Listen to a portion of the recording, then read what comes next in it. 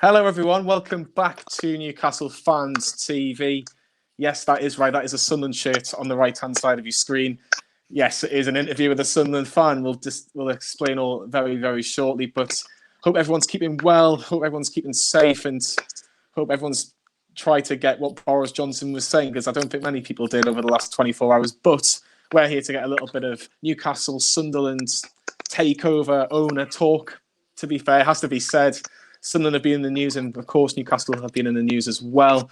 I'm here with Shaun from SAFC Fan TV. Good evening, Shaun. How are you? All right, Jonny, all right, mate. Thanks, Shaun, as well. Not a problem, not a problem. How's everybody on the other side of the A19? Are they all safe, or as safe as they can be? Yeah. Obviously, things that people are listen to the guidelines and be safe. And that's very hard at the moment, but hopefully we'll all get through it and come out with better on the other side. Of course, if you want to get involved, if you want to ask questions to me and Shaun, or if you've got any comments about what's happening with both sets of clubs, you're more than welcome to do so. Just comment underneath on YouTube or Facebook. It's all over across our socials, and Sam, who's behind the camera, shall we say, will get the best ones for the next, say, 35 to 45 minutes, somewhere around the 40-minute mark. We'll get as much interaction as possible. But Shaun, there's a lot to get through. We'll start with Sunderland. We'll start with your lot. It's been quite a couple of days for Sunderland. There was a report which Craig Cook, who's no stranger to Newcastle fans, has to be said, kind of concerned a lot of Sunderland fans with what they found out potentially about the club. And it was something to do with a parachute payment of around about £20.5 million, roughly. Shaun, could you just explain what this is all about? Well, there's actually two sides to the story. There's one that's coming out today, but Craig Cook released one 2 days ago. Basically, when Stewart bought the club, he paid a deposit of £5 million, yeah, and he agreed to pay the club with Ellis short over a period of time. I think it was a period of 3 or 4 instalments. What's happened is there's a 20.5 million. There's a missing loophole in the finances. Basically, if the report is true, Stewart Donald is paid for the rest of the club with the parachute payments money, so it doesn't really look very good on him. But he's obviously the club's come out today, and they said that a few of the things I've written down actually. But basically says that's the questions: is someone debt free? They said yes. Is the parachute payments by Madrocks, obviously the corners of the club, will they be returning the money? And it said yes. Will this impact the sale of the club? No. And that's basically it in a nutshell. But it doesn't look very good. I mean, if he's used the club's money to pay for the club, he hasn't used his own money, but he has come and denied it. So I'm assuming when the accounts is released, we'll see exactly where the money's gone, basically. Of course, yeah, it's a really important point, and I will say as well, Shaun, is that again, Sunderland and particularly Stewart Donald has kind of dismissed it a little bit. He's kind of said, "Look, it's not completely true what this article's saying." Yeah. You've talked about the company Madrocks. I don't know if that's the correct pronunciation of it, but yeah. And Stewart Donald, Charlie Metfin, and Jean Sartori, which we'll mention a little bit more because he's got a little bit more involvement than people think, are shareholders of that company. Madrocks have claimed that they have provided an additional 11.375 million. So that's basically over just under half, or just about half of what, or just over half. Yeah, just over half. My maths isn't great as it used to be, of what they potentially have borrowed from the club. Yeah. Now, again, it just doesn't smell right, does it, Shaun? Because again, Stewart Donald wants to sell the club. He's had enough, and we'll talk about maybe when the breaking point with the fans would have been. Yeah. But is it a little bit more comforting, rather, that they have started paying the money back? Well, I suppose you could say that it's a case of when they first bought the club, when Stewart Donald first bought the club, I never get this phrase where people say, "Oh, he saved the club." For me, Ellis Short saved the club because he wiped all the debt clean. Obviously, when Stewart Donald was paying for the club, he paid a deposit of £5 million, and he agreed to pay it in instalments. Now I'm thinking straight away, I know we're in the third tier, but if you're paying for a club in instalments, if you haven't got 40 million to pay for the club, then you haven't really got much money to take the club forward. Do you know what I mean? So that straight away from me set alarm bells ringing, saying, well, if he can't just pay the club in one payment of 40 million of his own money, then I had a feeling this something like this was going to happen. Do you know what I mean? I know he said that he's borrowed the money out of like the Mad Box, but then that's the club's money. They will get that back. But effectively now, he hasn't done anything wrong, so he doesn't have to pay that money back. So when he sells the club, he'd have put in probably something like, I would say about 10, 15 million, and he could get 40 million for the club. Do you know what I mean? Because he's paid the rest of it with a parachute payment. That's why the fans are very angry at the minute on Twitter. They want you to do it, being very, very angry, very angry. I can imagine, and I think it's very fascinating. Obviously, with the times that we're in, you can't exactly go to Sunderland and after one of the games or protest, etc. But I think Jason Carter's put a fantastic question to yourself, Shaun. Is, do you regard Stewart Donald as a chancer, just someone to kind of make a quick buck and just, I think that, let's be brutally honest, if Sunderland had won that game against Charlton, which I'm not going to try. He'd have been gone, wouldn't he? Oh, of course he would have been. That's the thing, Jonny. I think.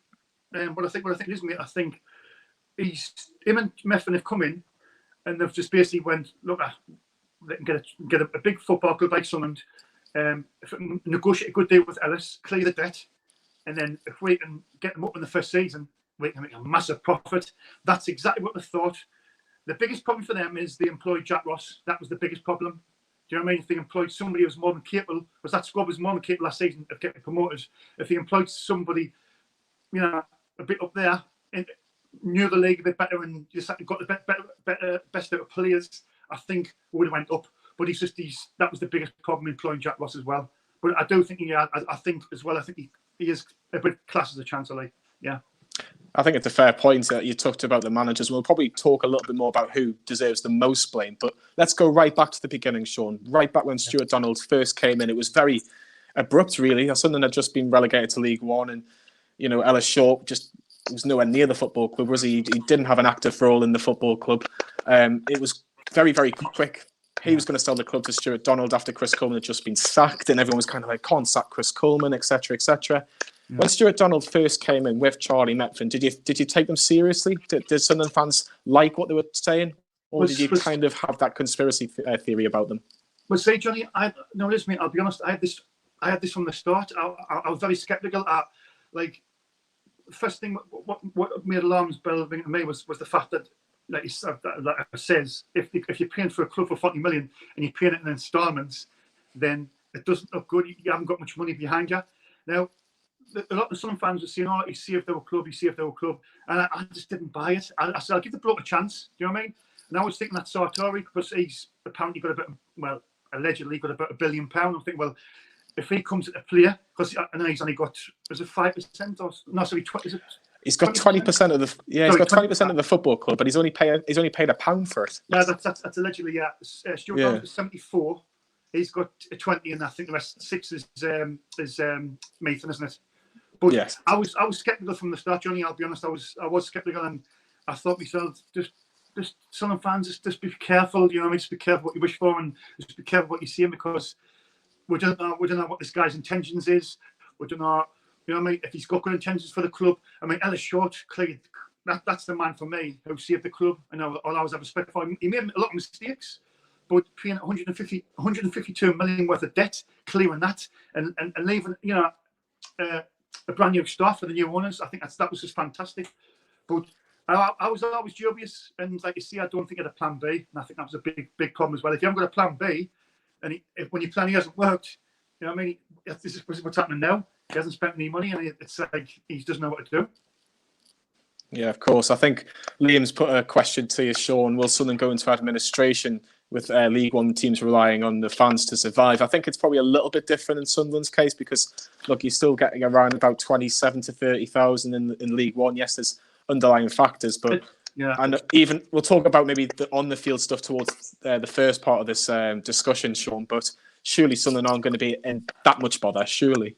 Well, do you know what? I really, really hope not. I mean, it's like, it's worrying. It is worrying, because, like you see, with this coronavirus going on, the parachute payments, it's 3 years, that's up now, it's gone. So we're basically relying on sponsors and the season ticket sales. Season ticket sales, I worked this out with the lads on our show for the week. We've got 25,000 season ticket holders, so roughly work that out. I know there's different prices, but see 8 or 9 million, which is a lot of money. I mean, if they're not getting any season people into the stadium, the only form of income is Sky TV, and I think in League One you only get 1 or 2 million. So, and I think our wage bill was something like over 10 million. Do you know what I mean? So it's very worrying. It is very worrying. I don't know why, if Stewart Donald, when he got the FPP, the investors, they was apparently going to buy the club. I don't know if like that 10 million was to cover the costs of the wages and the running of the club. I'm not sure, but it is very worrying. I don't think we're going to administration because I think we will get sold, but it still doesn't help me from worrying the way things are at the minute with the coronavirus. It doesn't stop me from worrying. I think there's obviously a lot of speculation, Shaun, that League One and League Two might be the next two leagues to suffer, and that a season might be cut short and it'll become null and void, or it'll be a points per game basis. And I think Sunderland just sit outside the playoffs at the minute. Are you kind of expecting a season in League One? Do you know what, Jonny, mate? Do you know what? I've thought about this for. And I see I've been on furlough. I've been off work now on this hand for like 7 or 8 weeks, and I've been thinking about this, and I've been thinking I don't think it's going to get. It's not going to get cleared. I think they will void the season, and that's unfortunate for teams like Coventry, who's at the top, and you've got Oxford, and you've got other teams who's close. It's very unfortunate for them. Us is 7th. So, and to be honest, Jonny, I don't think we're going to get up. We had a bit of a good part of the season where we'll pick up a few wins, but then we just start to drop off, and I think our squad got found out. But I do think I'll get forward, and I think the Sunderland fans are facing the fact now that we're going to be in a third season in the third tier, which is, for our club, it's just not acceptable. I think you bang on. I think obviously rivalry aside, Shaun, we spoke a little bit of this before we kind of came on. You know, if we were neutrals, for example, and you looked at what was happening with Sunderland, you're thinking, what on earth is going on with this football club? But let's bring it back to Stewart Donald. Yeah. Look, Stewart Donald wants to sell. He's made no secret of that. A lot of Sunderland fanzines, YouTube channels, podcast channels have all came together and basically said the time's up. When was the breaking point for Sunderland fans, Shaun, when they went, you do not deserve to be at this football club, we want you out? Right. Well, for me, personally, the one signs with last season with Jack Ross, I thought he just changed the squad too much. And I think if we just made a change when about Christmas time, got rid of Jack Ross and brought another manager in, I think we could have went up. But he stuck with Jack Ross. So he effectively, it's his fault. He stuck with Jack Ross and he didn't get an automatics. And that squad, for the League One, a squad that was more than capable of going in the top two. I don't care what anybody says. And we finished 5th. And to be honest, we died right off. And people say, well, we've got to check if you're final, this, that, and the other. But it's just excuses. We weren't good enough because of the manager, his tactics, and constant changings of the team, this, that, and the other. He didn't have a strong back four. He always changed it. He just, I just think like he should have made a change around about Christmas time or just after. But he stuck with him. We've got the playoff final, and then again at Wembley, it's typical Jack Ross. You get a goal, and then you just stick 10 men behind the ball and try to see it out. With our mentality in our squad, you cannot. Do you know what I mean? Now, I was at that game at Wembley twice last season. You could see the goal coming, and then when they got the 94th minute winner, that was just heartbreaking. And then you're in that league for another season. But then there's a good way of looking at it and going, if you're Stewart Donald, has the squad been good enough? Have I been good enough as the owner? Has the manager been good enough? Me, like you see it, I would get rid of Jack Ross. If not, he made a mistake by holding on to him. I would have waited the playoff final. Hasn't been good enough. Sorry, Jack. I'm going to give you P45. Then you've got all summer to get the right man in, get the right squad players in, and then build for this season. And he hasn't really learned by it. We've stuck with Jack Ross. We've brought a few good players in, don't get me wrong. But he didn't make spending money either. I mean, I think it was the Will Griggs situation of last season was 3 or 4 million, which is a lot of money. And that you're seeing it on the series, Something I Die. And that was the shambles. Yeah, we'll be talking about that. I think he probably spent all his money on that on Will Griggs. So going into the summer, he didn't have any money, and that's just affected us this summer. So it's unfortunate. It is, isn't it? And obviously, Sunderland fans would have expected at least just promotion of any kind. If it was first, second, just get through the playoffs, just to get out of that league, because they've seen teams like the likes of Leeds, Manchester City, Leicester, Wolves, Sheffield United. Look, and you see how good Sheffield United are doing at the minute. Like teams of that ilk have been stuck in League One for a couple of years. When you look at the long-term future of the football club now, Shaun, with obviously a lot of disruption at the top with the likes of Stewart, Charlie Metfin, obviously he's left the club now. Do you think now it's very worrying for Sunderland fans, or do you feel that maybe after the coronavirus issues, Sunderland can rebuild with a new owner and primarily get out of League One? It's very worrying, Jonny. Like you see, I just said earlier on that we're going to be playing League One football again next season. That in itself is just not acceptable any mean way, shape or form. We Sunderland Football Club, just like yourselves, Newcastle, massive football clubs. We shouldn't be in the third tier. That's just been bad ownership, bad decision made. But I mean, what you could take out of it is FPP is the American owners who wanted to buy the club a few months ago, and that Stewart Donald played that down and said that was it was investment. But I've got a lad from Wiseman Seacor, he's got a podcast, Chris, he's very clever, he looks at the fans and stuff, and he said the FPP didn't want to invest, they wanted to buy the club, but they're seeing a hole in the finances. The 20 million wasn't, of course, so that effectively blew that chance. But they've given us a £10 million loan. If something goes wrong there, if they could take over the club, that would be fantastic, because they're worth about 30 billion. But that's just in hindsight. I mean, but according to Stewart Donald and Charlie Mayfield, they have come out and said that they have very faced with about 3 or 4 different parties. So it's a case of when the coronavirus ends, we can get the ball moving again, and maybe plan get a new manager, maybe stick with Parkinson, but give him the back and give him the money, and hopefully he can get us promoted next season. Yeah, I think it's obviously there was a lot of talk with the potential new investment in the football club. I've seen Jason's question. We'll touch about Jason's question after this little point. Do you think maybe Stewart Donald was just too much of a fan, and or too much of a businessman, in the sense that I still want the power at the football club. I still want to make the big decisions. And yes, the club needed investment, but did you think he just wanted a little bit too much of the pie, essentially? I think that's a good point, Jonny. I think it's a case of, when you look at it, he's never going to get this chance again by owning a football club like Sunderland. Maybe it's fine. He's finding it hard. He's obviously he's getting the club, and he sort of fell in love with the club, and he doesn't want to like release it, but he knows he's going to have to, because he hasn't got the financial power going forward. Do you know what I mean? Like you see it. I mean, he's a nice enough bloke, but I say nice. He's a nice enough bloke. If he's pinching the club's money and he's not going to pay that back, but he's denied that idea that the club's come out. But I mean, effectively now, that 20 million, if he didn't want to, we might not get it back. But he's guaranteed the fans that we are going to get it back. So you've got to believe him. But I'm not too sure. Yeah, I think a lot of some of the fans will be saying they're not too sure. We'll touch on Jason's question. Now, you've talked a lot about you would have got rid of Jack Ross a lot sooner, or you might have not even had him in at all when Sunderland got rid of Chris Coleman. Ideally, say you were the man in charge, Shaun, when Chris Coleman left and Sunderland were looking for a new manager in League One, who would have wanted? There was the links were likes of Mick McCarthy was available, Roy Keane. I know the 2 former Sunderland managers, but do you think they would have just got grips with the job and just got you out of the division by any necessary way? Good point. I mean, Roy Keane's done a fantastic job. When he come in, we were second from bottom that season, the championship, and he, took over, brought some players in, and he got promoted that year, won the league.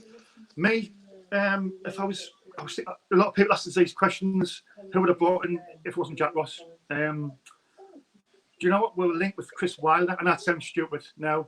Chris Wilder's doing so well with Sheffield United. Oh, there we go. Sky bet I was at 1 to 5 to be the next Sunderland manager, and just imagine if we're getting Chris Wilder. Jeez, it would have been so different. But realistically, he's a Sheffield United fan. He probably wouldn't have come. Many people said, would you stick with Chris Coleman? I say no, because he was a lovely bloke, but he had 28 games, Jonny, and effectively he wasn't good enough. He had 28 games to keep us up in the championship, and that squad was good enough to stay up, but we didn't. So it was right to make a change, I suppose. But Stewart Donald did say at a shot he had to sack Coleman before he took over, so he bring his man in. There wasn't many names going around, but I mean, could you have took a chance on Kevin Phillips? I mean, he's got to start from somewhere. Do you know what I mean? Kevin Phillips, or maybe he's Kevin Ball. Do you know what I mean? Something just to revitalise the club and go again. Do you know what I mean? Them two for me would have been stand out. But experience of that in that league, it's a tough one. Like, I mean, Gary Ainsworth from Wickham. Yeah, he's not a bad manager. I mean, it was linked, but there wasn't really a standout appointment. But I just thought when you're gonna, a new start, you got a new manager. You're looking at Scotland, and I'm thinking you're judging Jack Ross off when he was at St Mirren manager, and that he won the exactly. first. No disrespect to the Scottish leagues, but they're nowhere near as good as the English leagues. And when he first come in, I was like, oh, do you know what I mean? He's not proven. Do you know what I mean? But Sneed's not proven. To be fair, and I've said Phillips and Ball, who's not proven, but maybe he's just for that division, they could have revitalised the club and just getting the fans on side. I think if Phillips come in that year, would have just lifted the full club. I think Phillips would have been a good appointment. So Kevin Phillips for you, Shaun. I think, I've got family members, and they actually wanted Mick McCarthy. They thought Mick McCarthy would have been perfect because he would have been able to. I don't think he'd been appointed by Ireland at this point. So he would have experienced. He would have got the respect of the players, and he would have been allowed to do the job as best as he could. I think, yes, dropping into League One might have been a slight issue, but I think he probably would have seen the potential with Sunderland to get back in the Championship within the first 12 months.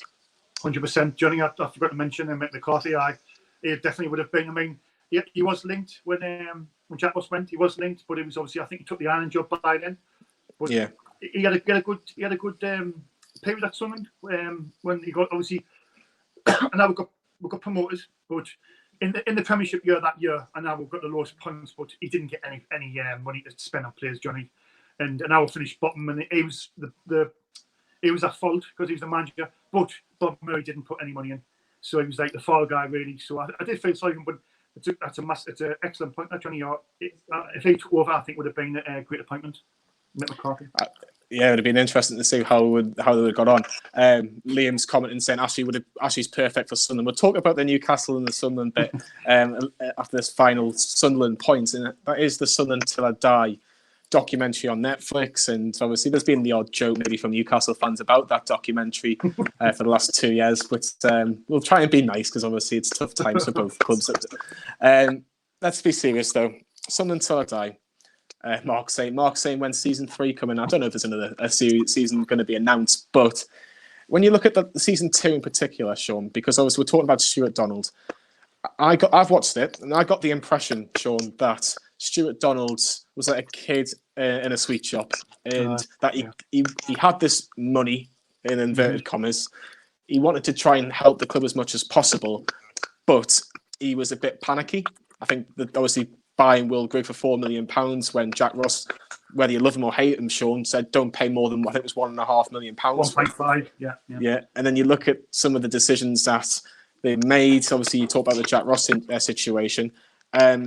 Do you think that documentary was a good thing for the football club, a bad thing for the football club, or was it because it was funds, it was money coming into the club, they had no choice but to say yes to it?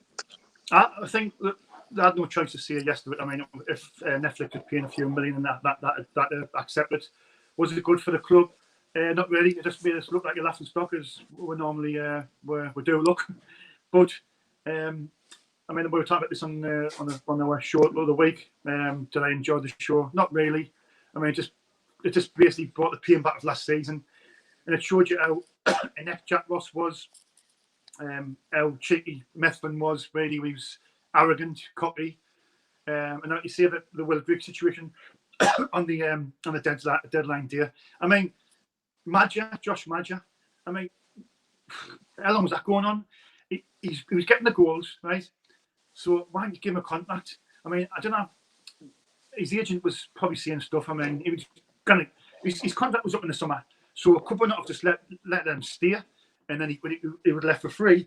But then we've been promoted with his goals to the Championship. But then no, we don't even sort his contract out. His contract runs down, and then we obviously had to panic. We had to get some money for him. I think it was 1.5 million. I think maybe it's 2, but then we've got a sell-on clause as well. So if he does get bought in the future, I think it's a 10% sell-on clause. But the whole thing, like you say, the Will Grigg situation. I mean, you're saying it for yourselves. It was like, Jack Ross told him, "Don't be paying any more than 1.5. He's not worth more than 1.5." And then you see Donald panicking. Surely they should have had more names in the frame. Do you know what I mean? You can't just go on deadline day for one strike. You've got to be linked with 2 or 3. But even better that, just try and get the deal sorted before deadline day, because then clubs are going to rip your eyes out and they're going to ask for stupid prices, and then we did. But on paper, I thought it was a good signing. It just didn't work out for Will for what we don't know. I mean, was it just didn't play with his style? I'm not sure. But on the whole, the documentary for me was just, it's brought back bad memories. I mean, as people look at us in a better light, I mean, after the first one, that was just, I think it's basically just shows you how depressing our football club is of both the series. You know what I mean? You think, oh, it might be a happy ending in season 2. Nah, don't think so. Not Sunderland Football Club. It's always a bad ending. But to be fair, Kenneth puts up a good point. He just put a question before saying Jack Ross was 2 games away from mission complete. Basically, he would have won you a trophy. Yes, it's the checker trade, but it's a trophy. You're going to try and win every trophy you go in, and then you've got a game away from winning promotion. Look, these owners, and we'll touch about Metfin as well, because I think he's quite important, especially in the obviously series 2 of this Until I Die. Did they just? Do you not think? Because I kind of got the impression, and it might make you laugh, it might make you go, "I can't believe he's saying this," but it just reminded me a bit like a Del Boy and a Rodney moment most of the time, and just like I said, just trying to look and can we do as well as possible? But Charlie Metford didn't come out with this in any good light whatsoever, did he? Like especially on Boxing Day when. Obviously, he was trying to find out what the attendance was, and he just didn't speak to the woman nicely. That was one big thing, and then you've got the office moment with all the music, and it just didn't work for him that way, did it? I Mifflin. I said to the lads, I said it was the Charlie Mifflin and Stewart Donald show. Wasn't this sort of, it was more about them. And I mean, well, people say, oh, but it shows you of something, the way the club's running in the background. I'm thinking, but you've got to show. Maybe it's more the players, or maybe it's more of the fans. I know there's a bit of the fans, but Mifflin just come across like a spoiled brat, really, didn't he? I mean, and like to see Stuart Donald was his heart's in the right place, but you could just see he just didn't have a clue. Do you know what I mean? And they were just clutching at straws, and I think in the end it was a case of, I mean, you see him down Portsmouth in the playoff semi-final, the second leg down there, and it was a nervous wreck, wasn't he? And I know you're going to be, because he thought thinking, geez, my plan's going to go to win there, but then you win that game, you got the chalk and game, you're thinking, him and Mefflin's probably thinking, our plans right on one game away, and we win this game, we're promoted and sell the club for 50 million, then we might have a massive profit. But we didn't, like you say, it didn't work out, and the show was just depressing for me. It was just depressing. Well, let's move on to brighter stuff, hopefully for a Newcastle fan point of view, Shaun. Obviously, up the A19, we'll go to Newcastle or across, I should say, to St James's. Let's talk about Newcastle and their potential takeover as well, Shaun, while we've got you. Firstly, what do you make of it? The fact that it looks very, very close. I know there's been a couple of articles in the last hour or so from The Guardian saying it might be delayed even further. But from what you hear, and a lot of people in the press are reporting, is that Newcastle will be sold to the PCP Capital Partners Group, led by Amanda Staveley, the Ruber brothers, and most importantly, the Saudis, who, if you believe what their worth is, would make Newcastle the richest club in the world. From a Sunderland fan point of view, Shaun, it's just not what you want to read, is it? I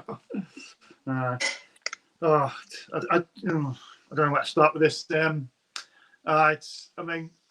Thankfully, I haven't got many Newcastle friends who's got my number now, because I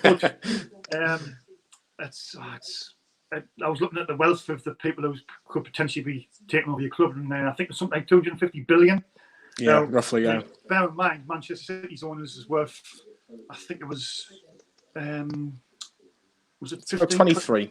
23 billion, roughly. Yeah, roughly. That puts perspective. I mean, I've always said, Newcastle have got potential, just like ourselves, and if you can get somebody who's got the money behind them, you can sort of do anything. And if it goes through, I mean, geez, as a Sunderland fan, it's we are already a million miles away from you being 2 divisions apart. But if you get taken over, I think it's just going to be the end of the road, really. I mean, can we ever catch us? That's going to be the worry now. I mean, the world would be your oyster. I mean, look, the players you've been linked with, Coutinho, Gareth Bale, that defender from Italy, the defender. Koulibaly, yeah. Koulibaly, I mean, that's three. Do you know what I mean? I know there's people say the financial fair play rules and this, that, and the other. I don't know if they're going to be eased with this coronavirus situation. I'm not sure, but it still gives you a massive advantage. I mean, you'd be probably be glad to see the back of Mike Ashley. I'm certain about that, but you know, it's not good news for Sunderland. But I'm obviously for yous. But it's the greatest news you could ever wish for, really, isn't it? Well, hopefully, if it goes through, Shaun, because there's obviously a lot of Newcastle fans are still worried because we've heard this news so many times. Would you say, Shaun, that it's a fair question, I think. Would Sunderland fans be extremely jealous if Newcastle got taken over with the group that they've been linked with? I think any Sunderland fan who said they wouldn't be jealous would be lying. Absolutely. I mean, you know, how can it's tough, isn't it? Like, you know, your worst dreams. Like, obviously, I'm a massive Sunderland fan. You're massive Newcastle. If the was reversed, hey Jonny, and this has happened to Sunderland, what would you be like now? Oh, I wouldn't be that jealous. No, in all seriousness, Shaun, I think if it was the other way around and Sunderland were taken over and Newcastle had to watch it all happen and all these riches, I think there would be an element of jealousy. I can't lie. I think the big thing is though for us, Shaun, that Mike Ashley would leave the football club, and that's the biggest concern. Obviously, take your Sunderland hat off for a second, Shaun. Yeah. Mike Ashley being out of football surely is a good thing. Well, see, I want to speak about this, Jonny. Like, obviously, he's been in your club for 13 years, yeah. I know you've had two relegations, yeah. Like, on what basis would you say he's done a bad job? Like, is it the relegations or is it the fact that what do you think he's done wrong? It's like as an owner. I mean, for me, I know he's sold some players in the past and he's made a lot of profit, but as a business, he's run it well. And I mean, he's made it a profitable football club. Do you know what I mean? Unlike us, where we've been ran really poorly, and we've been making losses every season. Ashley's made sure that he's made you profitable all the time. I know, like you want to be in the top four. You know, back in the mid-90s, when he's had Sergio Hall and he's had Keegan as a manager and Dalglish and things like that. And he's were, I would say, a little success, and he's nearly won the Premier League when he's a 12-point player. Do you think maybe sometimes he's live a little bit off that and he just want that back? Do you know what I mean? I think there's maybe a certain generation of fans who look at that 90s period and will go, oh, it'd be great to have it back. However, you look at what Mike Ashley's done at Newcastle, Shaun, and you can't forgive some of the things that he's done. I think changing the stadium name to his company, that company doesn't spend a lot. That company doesn't spend a lot of money just to use for advertising. What were you going to say, Shaun? Sorry, Jonny, can't stop you there. Like, and this is what I can ask you as well. See, like Mike Ashley, he's changed the stadium to the Sports Direct Arena. Right, to stop there, and this new one has come in, and they changed the name to. Whatever the Saudi, whatever, it's just make a name up. Yeah. And they say to the fans, look, it's going to create 500 million money to spend on players. What would you say about that? Well, the difference is, Shaun, if they've communicated with us saying we're going to do this for this reason, then we might not like the decision, Shaun, but at least we've had the communication. We've had two interviews. We've had two interviews of Mike Ashley in 13 years talking about what he wants to do with the football club. The big problem is, though, Shaun, with Mike Ashley, is that the communication from the top to the bottom of this football of Newcastle is non-existent. There's just no communication whatsoever. You get told one thing, and it's not just us. You can speak to, I think, Alex Hurst, who's one of the chairmen for the NUST, which is the Newcastle United Supporters Trust. He can't really get anything out of the club, and he's meant to be the chairman of the trust. You've got the bringing in Kevin Keegan and the whole debacle of Dennis Wise at the very beginning.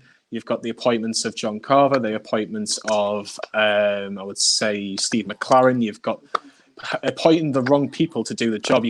Joe Kinnear was appointed the chairman twice, or the one that was trying to get the players in, and he was manager for a little spell.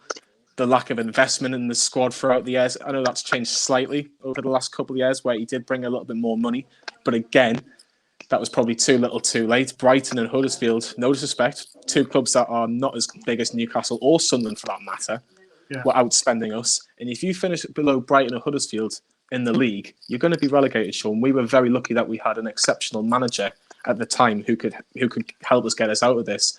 But I do take your point that maybe fans are looking at the fact of the mid-90s, even the early 2000s and Sir Bobby, that they want to try and get back to that. And is there anything wrong with that? And trying to get a bit of ambition back in the club? No, Jonny, there's nothing wrong with that. I'm just saying, like, I think it was like a lot of Newcastle fans say they're really hard done by.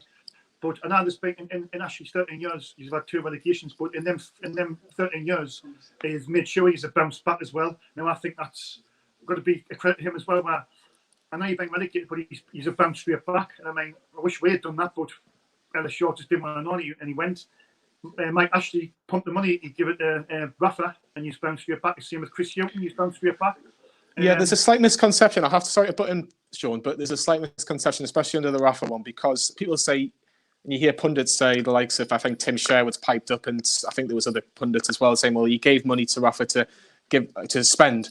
He actually sold Wijnaldum to Liverpool. He sold Sissoko to Spurs. He sold Townsend to Crystal Palace. Them 3 transfers alone was more than what Mike Ashley apparently gave Newcastle to get back into the Championship. All I will say on that is that you can say that he gave you this amount of money. He broke even.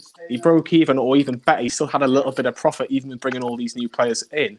And Newcastle still got into the Premier League, which is still a fantastic achievement. I'm not taking that away. I just think, though, Shaun, would you want Mike Ashley at Sunderland? If you were given that option right now, and to get Stewart Donald out of this football club, forget that Mike Ashley's at Newcastle, just what he's done at a football club, would you want Mike Ashley in charge of Sunderland, your club? Do you know what?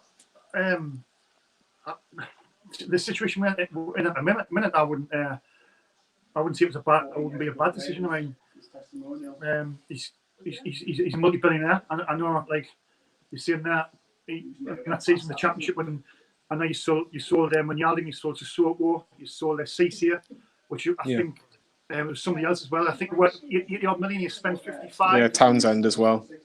Townsend, sorry, I'm just Townsend. But I don't know. It's a tough one. I mean, I would take him. I mean, I think he's run your club well, but he has made decisions where you think, is he trying to wind his Newcastle fans up? Or sometimes, like, I mean, but he appointed Shearer. You've got to, I mean, he appointed Shearer as manager. He got to Rafa Benitez, which is, he's a world class manager. He won the Champions League once or twice. So it's proven that he's made some good decisions, but he's made some bad ones as well. But I mean, what do you think is the Newcastle's fans their biggest beef with them? You think he stopped us from being, I'm going to put it like for challenging? Do you think he stopped us from challenging to get in the top 4 and things like that? Or do you think he's just got it purely on the business side of it? It's not necessarily just a top. I wouldn't say a top 4 thing, Shaun. I don't think Newcastle fans, no club, especially if a club like Newcastle, you're not asking to finish in the top 4. In my personal opinion, you could be wrong if you speak to another Newcastle fan. What Mike Ashley would be happy with, Shaun, is 17th place every single season, because you still get the money from the Premier League in terms of your TV money, in terms of the gate money. Yeah. What I would probably say is that Mike Ashley just doesn't have the ambition that Newcastle fans want. Newcastle fans want to try and, if we're being realistic, before a potential takeover was happening, is to try and get into the top half, maybe compete for Europa League places. I think that's perfectly acceptable for what we are, in my personal opinion. However, if you look at both sides, at both clubs now, you would still have what we've got if you compare it with the likes of Bury, which I think Simon's put in a comment, or maybe Lee. And maybe if you look at Bury, for example, or Bolton Wanderers, 2 clubs that were pretty much on the edge of basically folding. In Bury's case, they pretty much have folded. So is there, I think the question I'm trying to look at is this not the worst case scenario for both clubs? And more, there's still maybe a light at the end of the tunnel for both clubs if, say, a takeover goes through for Newcastle and Sunderland that can get back on track as well.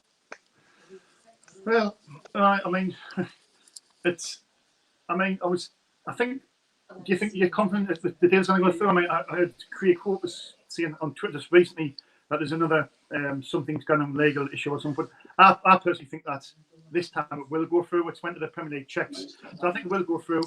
And obviously, for Newcastle fans, it's fantastic news for Newcastle fans because I mean now it gives you a massive chance.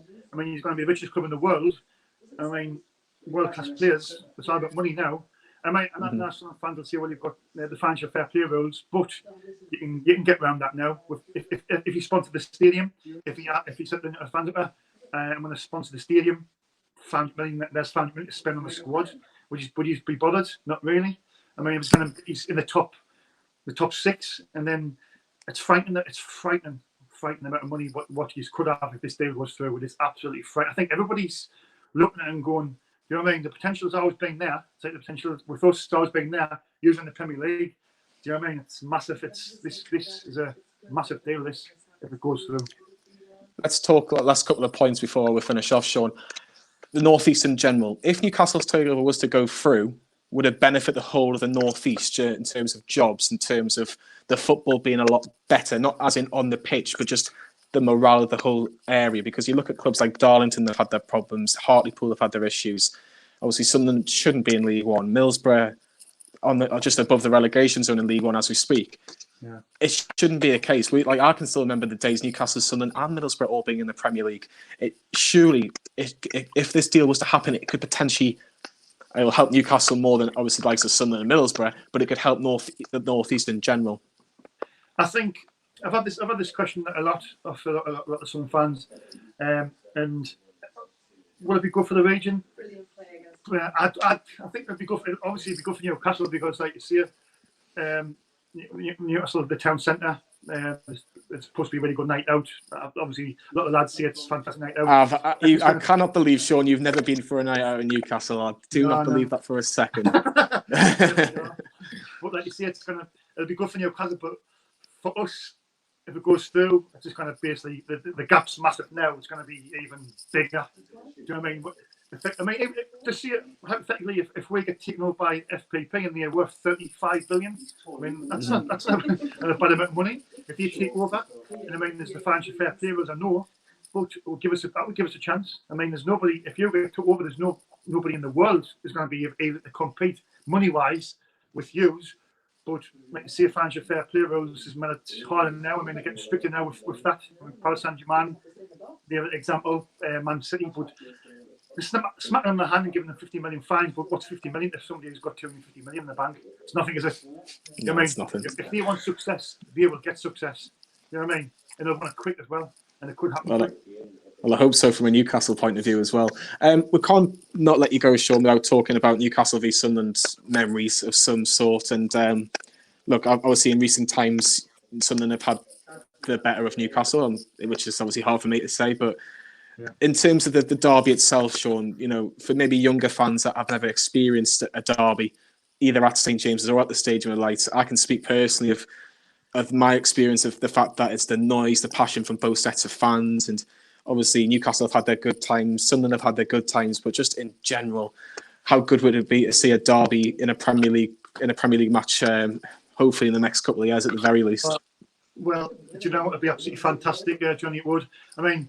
As you said there, growing up as a kid, and you know, the derby's just what you live for, isn't it? I mean, the passion, the noise, it's just brilliant. I mean, when I was a lot younger, you know, you had a lot of the time I was winning all the time. Then recently we've won a lot, but it's just you miss the derbies and the nerve-wracking and the build-up. I'll make at work, all the workmates, you know, mixtures with, like Nissan with Jollies and Mattons, builds up. It's hard, but you know. Sunderland, Newcastle, they should be in the Premier League. Sunderland, Newcastle are massive clubs. They should be in the Premier League. The two of them fighting for the top 4, and that's something which we should be. We're massive clubs. We should be up there. The two of us fighting. You know what I mean? But I honestly can't see a derby between us for a long time. I mean, I can't see it. I mean, we're going to be in the third division again next season, unless we get the new takeover and the manager right. Then we could be. It could be a long time for the time of derby, like, which is very sad because the special occasions. I mean, a lot of the ex-professionals have said, Seamus said he loved the derbies, and a lot of the players, Phillips, Quinn, you know what I mean, the bar said it, and the great occasions, you know what I mean. And not from your police don't like them, but you know, as a Sunderland fan, as a Newcastle fan, they're great games, and we've got to get them back one day, man, haven't we? Definitely. Right, I'll leave last couple of questions, Shaun. Best and worst derby memory, and I'll give mine after. Best and worst.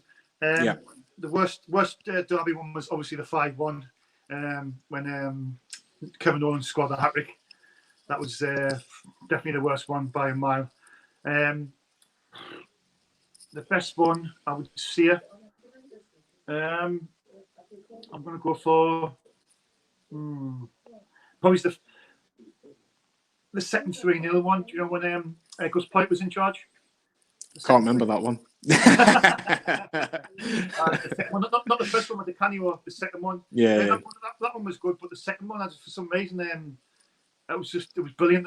We were outstanding that day. Like, it was really good. Like, and I mean, I think the first one we won 3-0. Usually they came on midweek and the Thursday night, a European game, and I think that played in our hands. But obviously the second 3-0 was special for me. Like, it was really good. Yeah, I think my worst moment was probably the one where Defoe scored that fantastic goal. I just thought it was probably one of the worst Newcastle team performances I've ever seen. It just seemed that they didn't have any fight or passion or heart. I know we lost heavily a couple of other times, but I just thought that game was just a poor team effort, and I just couldn't get that through my head. Yeah. You've talked about the 5-1, so I'll pick another one. I'll pick the 4-1 at the Stadium of Light, which I think obviously I'm sure you wouldn't like to reminisce about, but obviously from a Newcastle point of view, obviously Shearer's last goal for the club, and obviously it was a good day for the Newcastle fans. But I don't think we'll have a game in a little while. But what I will say is, Shaun, these games are magnificent. When they come back, I'm sure both of us will be talking about it, and we'll be arguing about why Newcastle shouldn't have won or Sunderland shouldn't have won. So, for anyone that's been watching tonight, where can they find SAFC Fan TV if they want to catch up on any Sunderland information? Sorry, say that again there, Jonny. Where can we find any Sunderland news, like your channel itself, and where can they find you on Twitter and Facebook and everything, or YouTube? Well, basically, we've got our own channel on YouTube, on Twitter, Instagram. Just obviously follow us on there and ask questions. We do a live show every Thursday. So if anybody wants to tune in this Thursday at 6:45, we'll be asking questions. So yeah, that's if you've got anything, any questions at all, just tune in and ask us. I'm sure, I was just going to say, I'm sure there's a lot of Sunderland fans will be watching this anyway, so I'm sure they'll want to get involved.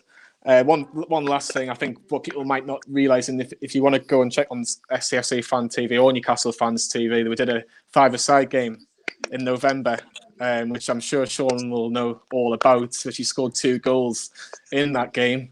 I also scored 2 goals in that game, but Newcastle just edged out in a 4-3 win. I'm sure when everything gets back to normal, we'll try and sort something out. Oh, definitely, mate. Definitely. It was the thing about that day was it was playing good spirits.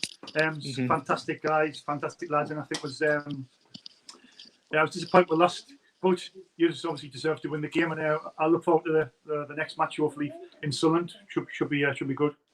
Yeah, so if Kyle's watching and Phil, we'll let them sort it all out because they seem to sort it all out last time, and then we'll just take the credit. But yeah, Shaun, thank you so much for your time. This is where we're going to end the stream. Thanks again for all the insight on Sunderland and obviously your opinion on everything Newcastle and Mike Ashley, and hopefully for both clubs, well, if I was a neutral, both clubs can get the takeovers and hopefully get the clubs sorted out for North East football. So thanks again. Thank you very much, Shaun. No bother. Cheers, pal. And thanks very much, guys. We'll see you all again soon.